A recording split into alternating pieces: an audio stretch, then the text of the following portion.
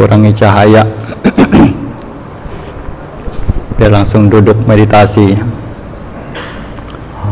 Duduk meditasi sambil dengar dhamma. Kiranya ada apa yang nanti sambil jaga ketenangan juga sambil nempel di batin. Kalau batin tenang, dengar apapun juga langsung paham. Tapi kalau batin itu banyak bergolak, dengar sesuatu bahkan yang jelas sekalipun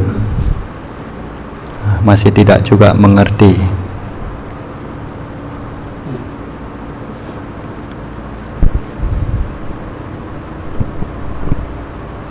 Ada saat mana punya ketenangan, seakan sesuatu yang berharga sekali. Banyak orang cari ke sana ke kemari, pikir akan ada di tempat ini, akan ada di tempat itu, sampai ke tempat tersebut pun kadang tidak dapat apa yang dicari.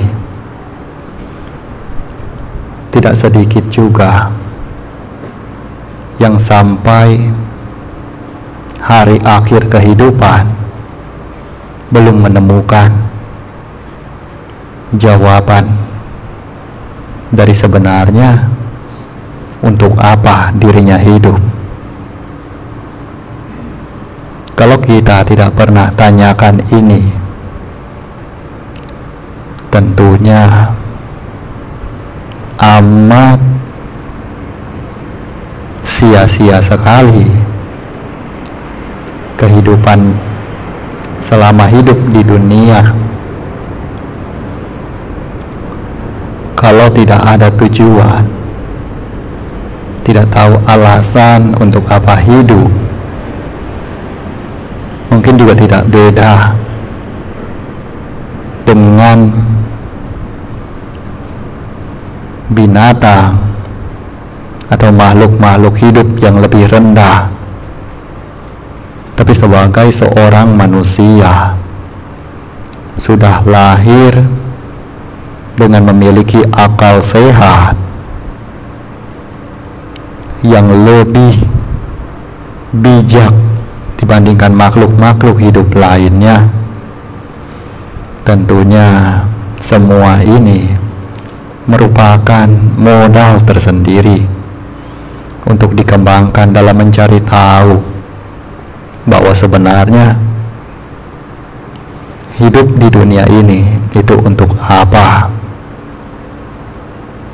Kalau bijaksanawan di zaman dahulu, sebelum mereka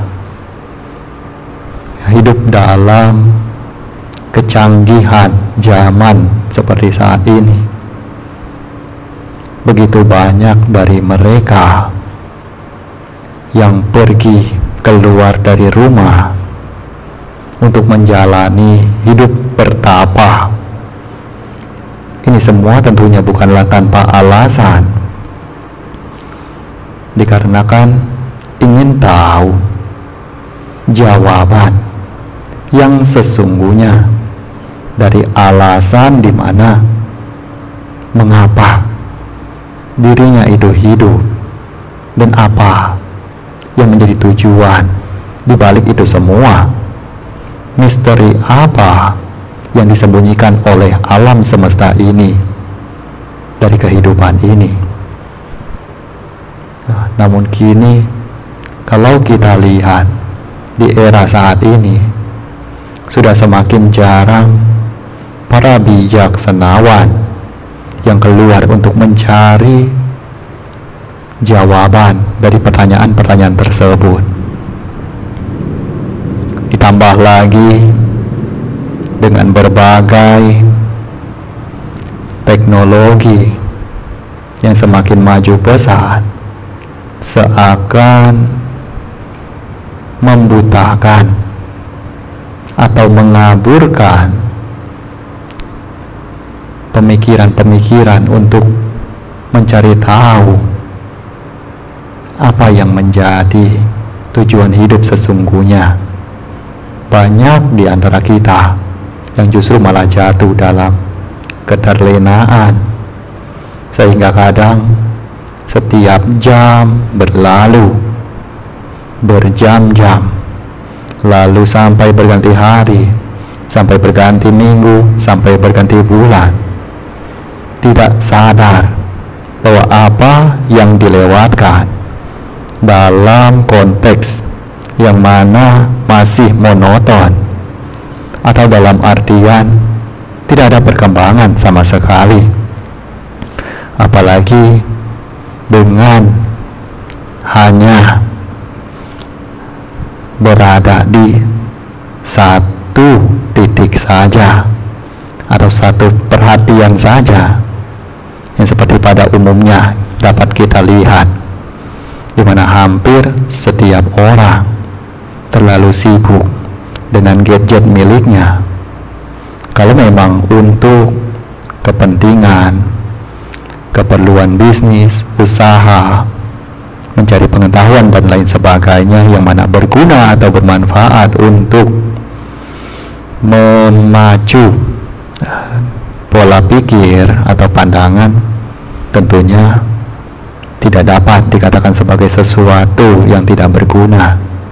Tetapi kalau hanya untuk mencari-cari hiburan, membiarkan waktu berlalu begitu saja, tentunya teramat begitu disayangkan kalau dibandingkan dengan apa yang kita sekalian coba untuk lakukan pada saat ini.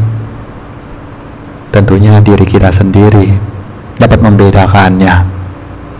Coba pertimbangkan sendiri, bukan untuk tunjuk ke arah orang lain, tapi tanyakan kepada diri sendiri, bandingkan dengan diri sendiri, bandingkan dengan diri sendiri yang sebelumnya, bandingkan dengan yang saat ini sedang ada kesempatan untuk cari ketenangan.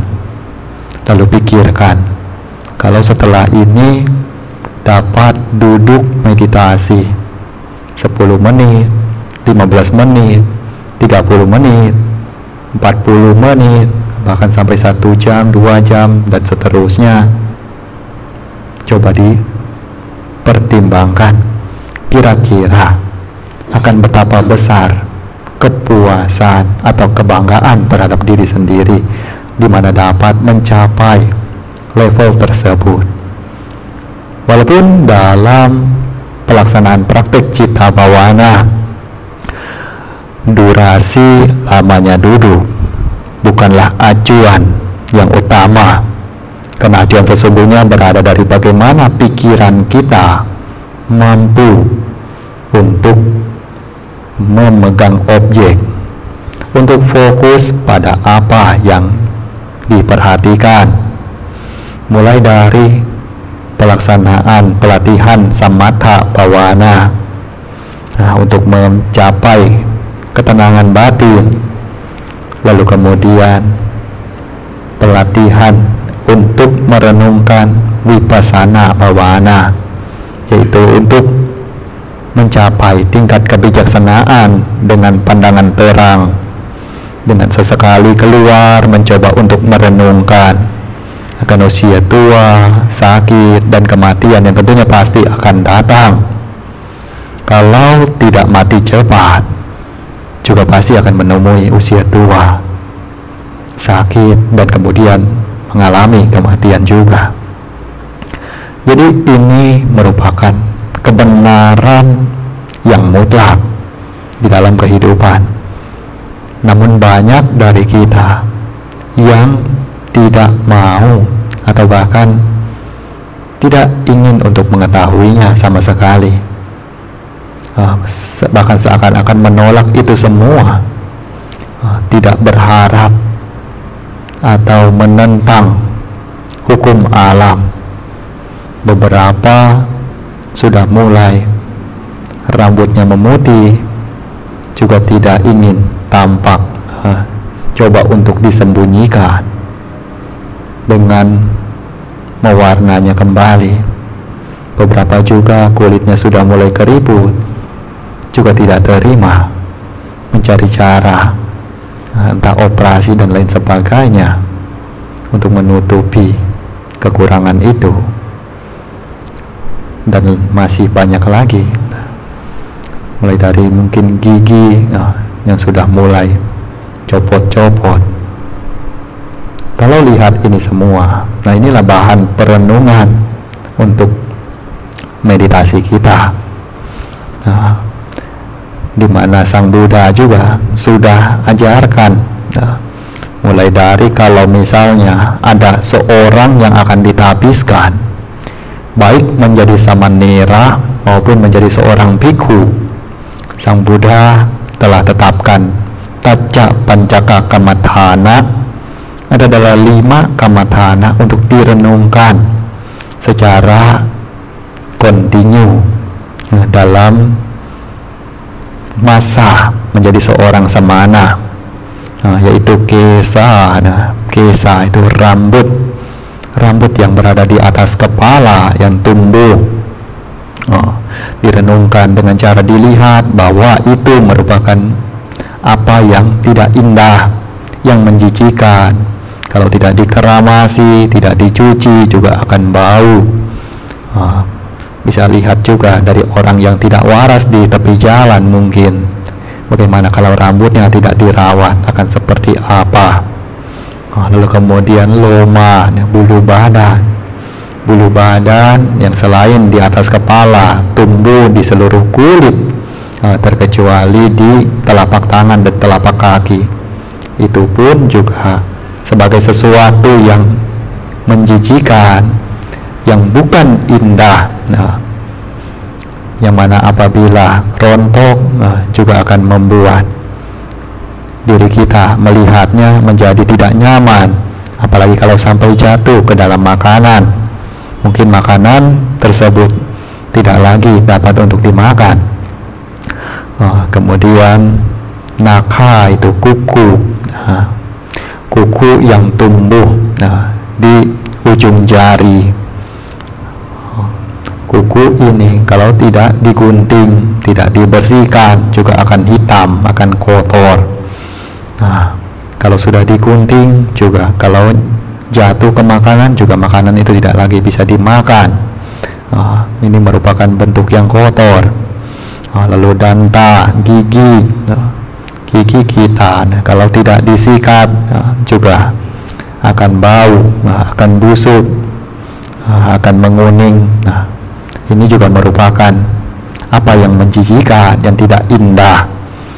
Lalu taco, kulit yang menyelubungi seluruh badan, yang menutupi bagian dalam atau organ-organ dalam tubuh. Jadi kulit kita ini tipis sekali.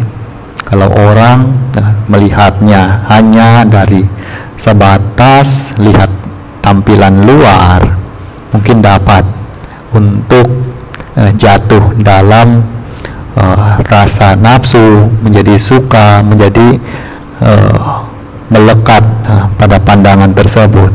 Tetapi kalau lihat ke dalam lagi, merenungkan bahwa kulit ini begitu tipis, kalau tersayat sedikit saja juga akan luka, akan mengeluarkan darah, yang mana juga tampak tidak menyenangkan, tampak menjijikan. Ini merupakan bentuk perenungan untuk menyadari kesungguhan yang benar-benar sungguh daripada objek tubuh jasmani ini. Jadi kita semua memiliki tubuh jasmani ini, itu layaknya mayat hidup, yang mana hanya tinggal menunggu waktu saja. Saat ini masih hidup, mungkin masih terlihat cukup dapat untuk dipandang, Tapi kalau sudah nyawa tidak ada, juga akan memucat, akan membusuk, akan menjadi sesuatu yang tidak seorang pun menginginkannya. Nah, makanya ini kita renungkan sebaik mungkin agar tidak sampai jatuh dalam kemelekatan terhadap tubuh jasmani sendiri yang utama. Karena biasanya kita melekati tubuh jasmani kita dulu, baru kita melekati tubuh jasmani orang lain, tubuh jasmani pasangan dan lain sebagainya.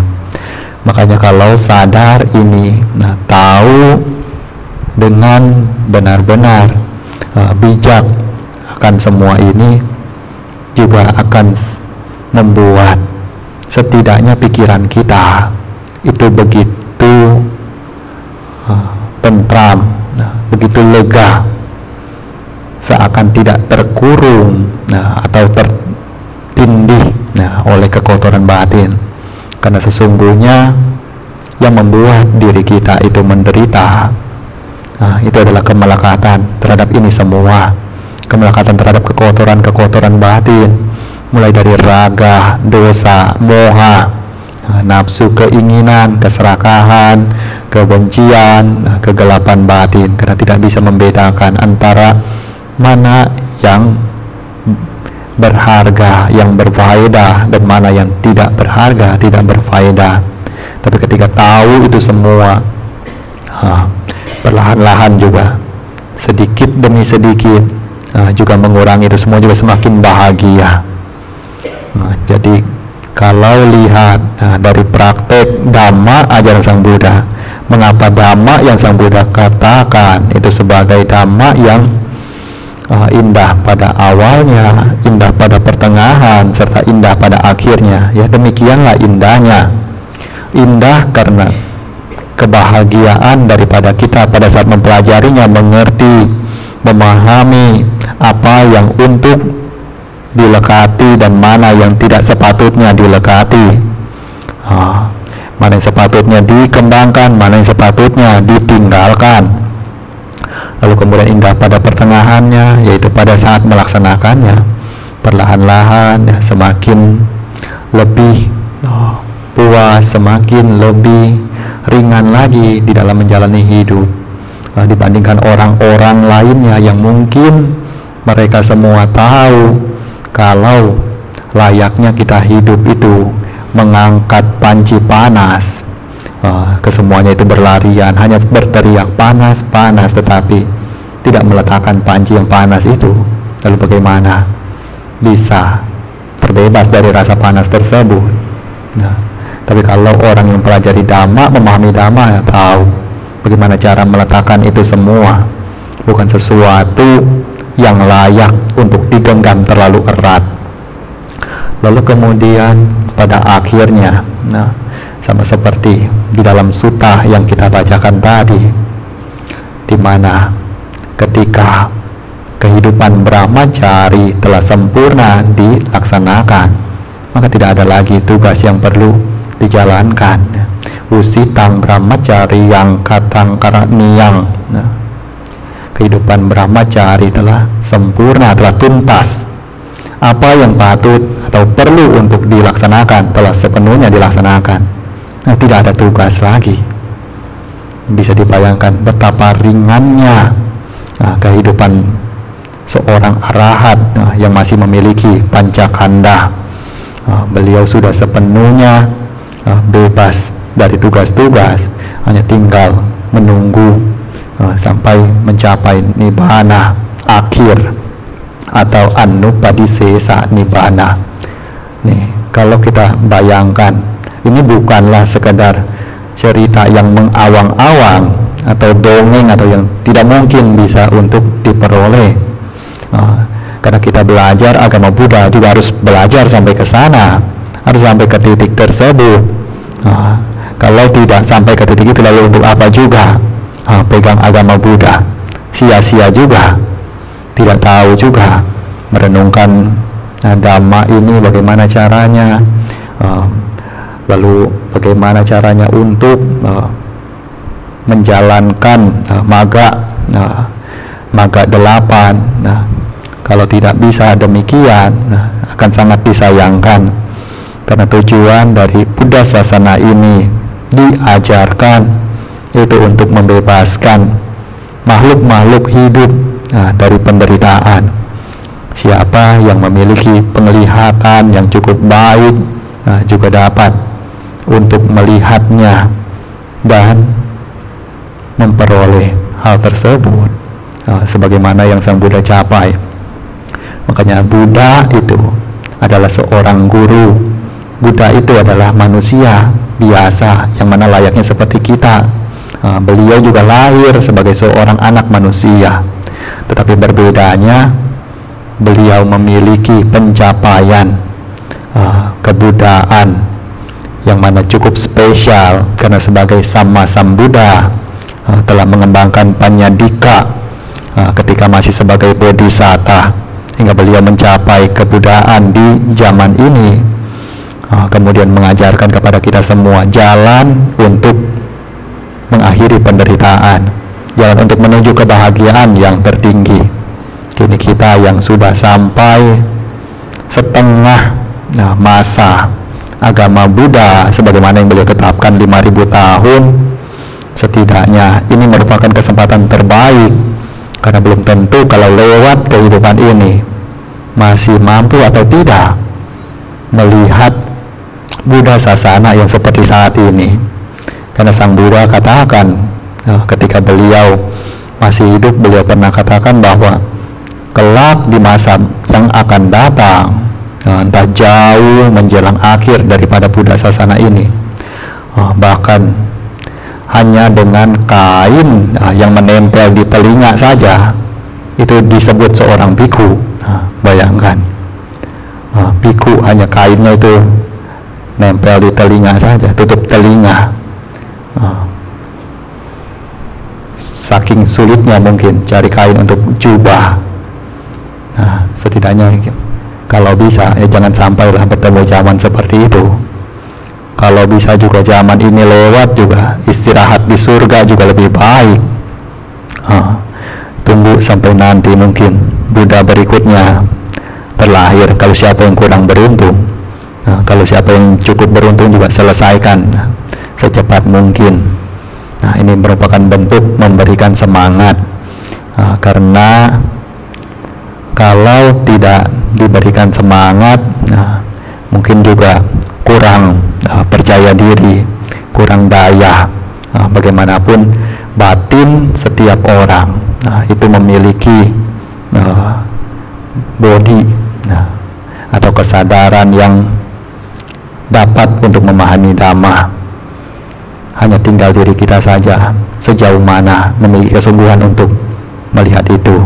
Karena Dhamma yang Sang Buddha ajarkan itu adalah Dhamma Pacatang, Dhamma yang ada di dalam diri masing-masing. Jadi ingat terus, selalu semangat, baik ada yang bimbing maupun tidak ada yang bimbing, juga setidaknya ini yang ingin dititipkan kepada para Buddha Mamaka sekalian, agar tetap semangat dalam praktik Dhamma dan yakin bahwa Dhamma nu Dhamma Patipati, seorang yang melaksanakan Dhamma, itulah yang akan mengetahui dengan sendirinya. Maka kalau siapa praktek Dhamma dengan dirinya sendiri, tidak perlu merasa bingung bertanya kepada siapa, kepada orang lain. Diri sendiri sudah punya perkembangan sejauh mana, sudah sampai di titik mana, dan tidak perlu, karena diri sendiri yang praktek, yang tahu sejauh mana. Jadi selanjutnya tetap jaga ketenangan sambil mengamati masuk dan keluarnya nafas, sebagaimana yang Sang Buddha itu sadari, di mana Sang Buddha sendiri pun setelah mencapai penerangan sempurna menjadi Buddha, beliau pun tidak melepaskan itu semua. Makanya beliau pernah tanyakan atau mengatakan kepada para biku, apabila ada pertapa dari aliran agama lain yang menanyakan mengenai Sang Buddha ataupun para arahat itu hidup dengan memperhatikan apa atau dengan fokus pada apa. Nah, Sang Buddha menganjurkan untuk menjawabnya dengan mengatakan bahwa Sang Tathagata fokus dengan memperhatikan nafas masuk dan nafas keluar, yaitu memperhatikan asasa, pasasa, asasa nafas masuk, pasasa nafas keluar. Nih, jadi beliau yang sudah mencapai penerbangan sempurna pun beliau juga tetap memperhatikan nafas masuk dan nafas keluar.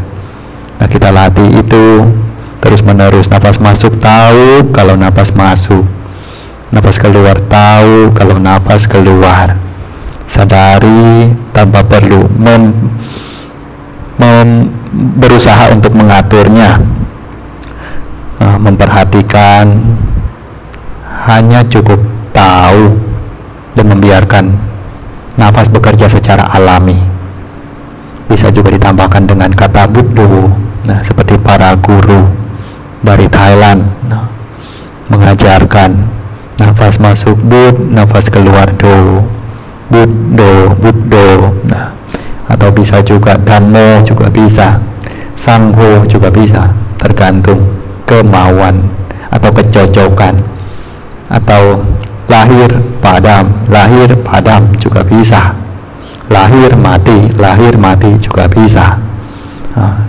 Jadi semua itu tergantung daripada bagaimana diri kita punya kecocokan sebagai pegangan kata dalam memperhatikan nafas yang masuk dan nafas yang keluar. Selanjutnya terus jaga ketenangannya, biarkan waktu yang akan berlalu ini sebagai saat yang paling hening.